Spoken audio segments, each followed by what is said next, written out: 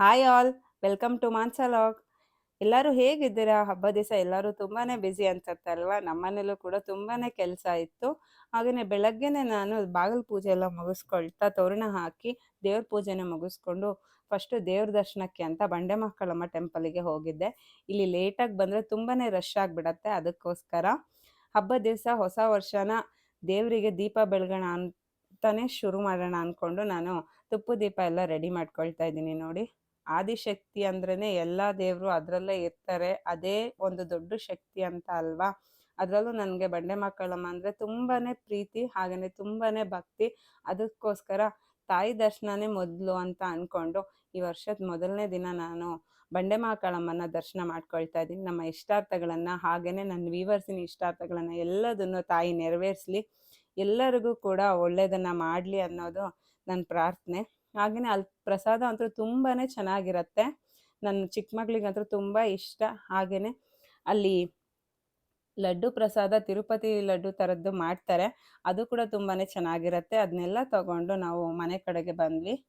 ಹಾಗೆಯೇ ಹೋಳಿಗೆ ಮಾಡೋಣ ಅಂತ ಇಲ್ಲಿ ಬೇಳೆ ಇಡ್ತಾ ಇದ್ದೀನಿ ನೋಡಿ. ಬೇಳೆ ಇಟ್ಟು ಚೆನ್ನಾಗಿ ಬೇಯಿಸ್ಕೊಂಡು ಅದರದ್ದು ಕಟ್ಟೆಲ್ಲ ಒಂದು ಪಾತ್ರೆಗೆ ತಕ್ಕೊಂಡು ಬರೀ ಬೇಳೆನ ಉಳಿಸ್ಕೊಂಡ್ವಿ.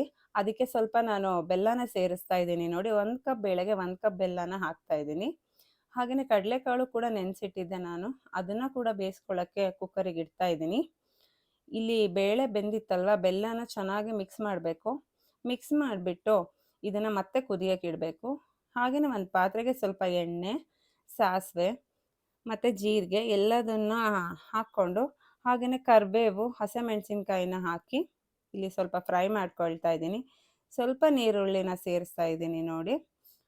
ಹಾಗೆಯೇ ನೀರುಳ್ಳಿ ಮತ್ತು ಚೆನ್ನಾಗಿ ಬೇಯಬೇಕಲ್ವಾ, ಅದಕ್ಕೋಸ್ಕರ ಚೆನ್ನಾಗಿ ಫ್ರೈ ಮಾಡ್ಕೊಳ್ತಾ ಇದ್ದೀನಿ. ಇದೆಲ್ಲ ಸ್ವಲ್ಪ ಫ್ರೈ ಆದಮೇಲೆ ಸ್ವಲ್ಪ ಉಪ್ಪನ್ನ ಹಾಕ್ಬಿಟ್ಟು ಇಲ್ಲಿ ನಮ್ಮಮ್ಮ ಹೋಳಿಗೆಗೆ ಮೈದಾ ಹಿಟ್ಟನ್ನ ಕಲಿಸ್ಕೊಳ್ತಾ ಇದ್ದಾರೆ. ನಮ್ಮಮ್ಮ ಒಂದು ಸ್ವಲ್ಪ ಹಿಟ್ಟನ್ನ ಗಟ್ಟಿಯಾಗಿ ಕಲಿಸ್ಕೊಂಡು ನೆಂದಾದ್ಮೇಲೆ ಅವ್ರಿಗೆ ಯಾವ ಹದಕ್ಕೆ ಬೇಕೋ ಆ ಹದಕ್ಕೆ ಚೇಂಜ್ ಮಾಡ್ಕೊಳ್ತಾರೆ. ಅಂದರೆ ಸಾಫ್ಟ್ ಬೇಕಾದರೆ ಸಾಫ್ಟ್ ಮಾಡ್ಕೊಳ್ಬೋದಲ್ವಾ, ಸ್ವಲ್ಪ ಗಟ್ಟಿ ಇದ್ದರೆ ಅಂತ. ಎಲ್ಲ ಕಲಿಸಿದ್ಮೇಲೆ ಒಂದು ಸ್ಪೂನಷ್ಟು ಎಣ್ಣೆ ಹಾಕಿ ಎಲ್ಲ ಕಡೆ ಸವರಿ ಅದನ್ನು ಫರ್ಮೆಂಟೇಷನ್ಗೆ ಮುಚ್ಚಿಡ್ತಾರೆ. ಹಾಗೆಯೇ ಇಲ್ಲಿ ನೀರುಳ್ಳಿನ ಹೆಚ್ಚಿಟ್ಟಿದ್ದೀನಿ ಉದ್ದುದ್ದಕ್ಕೆ ತೊಳ್ಕೊಂಡು. ಅದಕ್ಕೆ ಸ್ವಲ್ಪ ಅಜ್ವಾಯಿನ, ಸ್ವಲ್ಪ ಜೀರಿಗೆ ಕೂಡ ಹಾಕ್ಕೊಳ್ತಾ ಇದ್ದೀನಿ ನೋಡಿ. ಸ್ವಲ್ಪ ಒಣಗಿರೋ ಕರಿಬೇವನ್ನ ಪುಡಿ ಮಾಡಿ ಹಾಕ್ಕೊಳ್ತಾ ಇದ್ದೀನಿ. ಮಕ್ಕಳು ಇಡೀ ಇಡೀ ಕರಿಬೇವು ಬಂದರೆ ತೆಗೆದಿಡ್ತಾರೆ. ಅದೇ ಒಣಗಿದ್ದಾದರೆ ಪುಡಿಯಲ್ಲಿ ಹೋಗ್ಬಿಡತ್ತೆ, ಗೊತ್ತಾಗಲ್ಲ. ಸ್ವಲ್ಪ ಅರಿಶಿನ ಹಾಕ್ಕೊಳ್ತಾ ಇದ್ದೀನಿ. ಸ್ವಲ್ಪ ಉಪ್ಪು ಕೂಡ ಅದಕ್ಕೆ ಹಾಕ್ಕೊಳ್ತಾ ಇದ್ದೀನಿ. ಆಮೇಲೆ ಸ್ವಲ್ಪ ಅಕ್ಕಿ ಹಿಟ್ಟು, 1-2 ಚಮಚೆಯಷ್ಟು ಅಕ್ಕಿ ಹಿಟ್ಟು ಹಾಕ್ಕೊಳ್ತಾ ಇದ್ದೀನಿ ನೋಡಿ. ಸ್ವಲ್ಪ ಖಾರದ ಪುಡಿ, ಎಷ್ಟು ಖಾರ ಬೇಕು ಅನಿಸುತ್ತೆ ಅಷ್ಟು ಖಾರದ ಪುಡಿನ ಹಾಕ್ಕೊಳ್ಳಿ. ಇದಕ್ಕೆ ನಾವು ಬೋಂಡ ಹಿಟ್ಟು ಅಥವಾ ಕಡಲೆ ಹಿಟ್ಟು ಅಂತ ಏನು ಹೇಳ್ತೀವಿ ಅದನ್ನು ಸೇರಿಸ್ಕೊಳ್ತಾ ಇದ್ದೀನಿ. ಇದೆಲ್ಲದನ್ನು ಹಾಕ್ಕೊಂಡು ಇಲ್ಲಿ ಬೆಂದಿದೆ ಒಗ್ಗರಣೆ, ಅದಕ್ಕೆ ಕಾಳನ್ನ ಹಾಕಿ ಚೆನ್ನಾಗಿ ಸ್ವಲ್ಪ ಕೊತ್ತಂಬರಿ ಹಾಗೆಯೇ ತುರಿದಿರೋ ಕೊಬ್ಬರಿನ ಹಾಕ್ತಾ ಇದ್ದೀನಿ ನೋಡಿ. ಎಲ್ಲದನ್ನು ಹಾಕ್ಕೊಂಡು ಚೆನ್ನಾಗಿ ಮಿಕ್ಸ್ ಮಾಡಿ ಅದನ್ನು ಬೇಯಿಸ್ಕೋಬೇಕು. ಅದಕ್ಕೋಸ್ಕರ ಫಸ್ಟು ಎಲ್ಲದನ್ನು ಹಾಕ್ಕೊಂಡು ಬಿಡೋಣ ಅಂತ ಎಲ್ಲದನ್ನು ಹಾಕ್ಕೊಂಡು ಕಲಿಸ್ತಾ ಇದ್ದೀನಿ. ಎಲ್ಲದನ್ನು ಹಾಕ್ಕೊಂಡು ಕಲಿಸ್ಕೊಂಡು ಒಂದು ರೌಂಡ್ ಬೇಯಿಸ್ಕೊಳ್ತೀನಿ. ಇಲ್ಲಿ ಸ್ವಲ್ಪ ಕೊತ್ತಂಬರಿನ ಹಾಕಿದ್ರೆ ಸ್ವಲ್ಪ ಎಣ್ಣೆನ ಬಿಸಿಗಿಟ್ಟಿದ್ದೀನಿ, ಅದನ್ನು ಸ್ವಲ್ಪ ಹಾಕಬೇಕು. ಯಾಕಂದರೆ ಇಲ್ಲಿ ನಾನು ಅದು ಪಳ್ಳಾಗಿ ಬರಲಿ ಅಥವಾ ಕ್ರಿಸ್ಪಿಯಾಗಿ ಬರಲಿ ಅನ್ನೋದಕ್ಕೆ ಸೋಡಾನ ಏನು ಯೂಸ್ ಮಾಡ್ತೀರೋ ಅದನ್ನು ನಾನು ಯೂಸ್ ಮಾಡಲ್ಲ. ಸ್ವಲ್ಪ ಕಾದಿದ ಎಣ್ಣೆ ಹಾಕಿದ್ರೇ ಸಾಕು. ಹಾಕಿದ ಕಾದಿದ ಎಣ್ಣೆಗೆ ಚೆನ್ನಾಗಿ ಅದನ್ನು ಮಿಕ್ಸ್ ಮಾಡ್ಕೋಬೇಕು. ಸ್ವಲ್ಪ ನೀರು ಹಾಕಿದ್ರೇನು ಸಾಕು, ಇದಕ್ಕೆ ಜಾಸ್ತಿ ನೀರೇನು ಬೇಡ. ಇದು ಹೋಟೆಲ್ ಸ್ಟೈಲ್ ಪಕೋಡ ಥರನೇ ಬರುತ್ತೆ ಇದು. ಅದಕ್ಕೋಸ್ಕರ ಸ್ವಲ್ಪ ಹಿಟ್ಟು ಕಮ್ಮಿ ಬೇಕು ಅಂತ ಹಾಕ್ಕೊಂಡೆ. ಇಲ್ಲಿ ನೋಡ್ಬೋದು ನೀವು, ಮಿಕ್ಸಿ ಮಾಡಿದಾಗ ಬೇಳೆ ಚೆನ್ನಾಗಿ ನುರಿಯಲ್ಲ ಹೂರಣಕ್ಕೆ. ಅದಕ್ಕೆ ಸ್ವಲ್ಪ ಅದು ಏನಂತಾರೆ ಲಿಕ್ವಿಡ್ ಥರ ಇದ್ದಾಗೇ ಮಿಕ್ಸಿ ಮಾಡೋದ್ರಿಂದ ಜಲ್ದಿ ಸಣ್ಣ ಆಗುತ್ತೆ. ಆಮೇಲೆ ಮತ್ತೆ ಬೇಯಿಸ್ಕೋಬೇಕು. ಇಲ್ಲಿ ಸಾಂಬಾರಿಗೆ ಒಂದು ಈರುಳ್ಳಿನ ಕಟ್ ಮಾಡಿ ಹಾಕ್ಕೊಂಡು ಕೊತ್ತಂಬರಿ, ಹಸಿಮೆಣಸಿನ್ಕಾಯಿ, ಶುಂಠಿನ ಹಾಕ್ಕೊಳ್ತಾ ಇದ್ದೀನಿ ಮಿಕ್ಸಿಗೆ. ಇದಕ್ಕೆ ಸ್ವಲ್ಪನೇ ಬೆಳ್ಳುಳ್ಳಿ ಕೂಡ ಹಾಕ್ಕೊಳ್ತಾ ಇದ್ದೀನಿ ನೋಡಿ, ಜೀರಿಗೆ.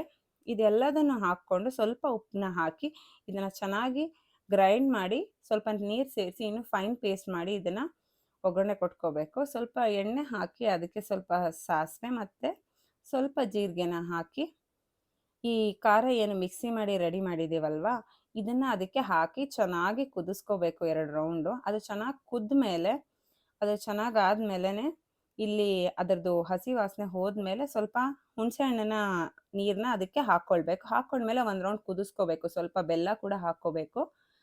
ಹಾಗೇನೆ ಸ್ವಲ್ಪ ಕಟ್ಟೇನು ತೆಗ್ದಿಟ್ಟಿದ್ನಲ್ವ, ಅದಕ್ಕೆ ಸ್ವಲ್ಪ ಕೊತ್ತಂಬರಿ ಹಾಕಿಟ್ಟಿದ್ದೆ ನಾನು. ಅದನ್ನು ಕೂಡ ಸೇರಿಸಿ ಸ್ವಲ್ಪ ಕೊಬ್ಬರಿ ಹಾಕಿದರೆ ಸಾರು 2 ರೌಂಡ್ ಕುದ್ರೆ ಸಾಕು, ಚೆನ್ನಾಗಿ ಬರುತ್ತೆ. ಬಂಡೆ ಮಕ್ಕಳಮ್ಮ ಟೆಂಪಲಿಂದ ತಂದಿದ್ದು ದಾರ ಕೂಡ ನಮ್ಮ ಮನೆಯವ್ರಿಗೆ ಕಟ್ತಾ ಇದ್ದೆ.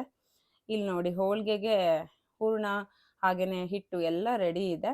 ಅದನ್ನ ಎಷ್ಟು ಚೆನ್ನಾಗಿ ನಮ್ಮಮ್ಮ ಮಾಡ್ತಿದ್ದಾರೆ ಅಂತ. ಹೂರ್ಣ ನಮ್ಮದು ಸ್ವಲ್ಪ ಡಾರ್ಕಾಗಿ ಬಂದಿದೆ, ಯಾಕಂದರೆ ಬೆಲ್ಲ ತುಂಬಾನೇ ಡಾರ್ಕ್ ಬ್ರೌನಿಷಲ್ಲಿ ಇತ್ತು, ಅದಕ್ಕೋಸ್ಕರ.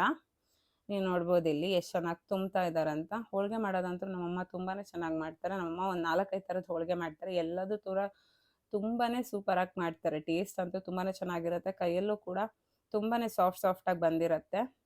ನನಗಿಂತನೂ ನಮ್ಮಮ್ಮ ಕುಕ್ಕಿಂಗಲ್ಲಿ ಮಾಸ್ಟರ್ ಅಂತಾನೆ ಹೇಳ್ಬೋದು ನಾನು.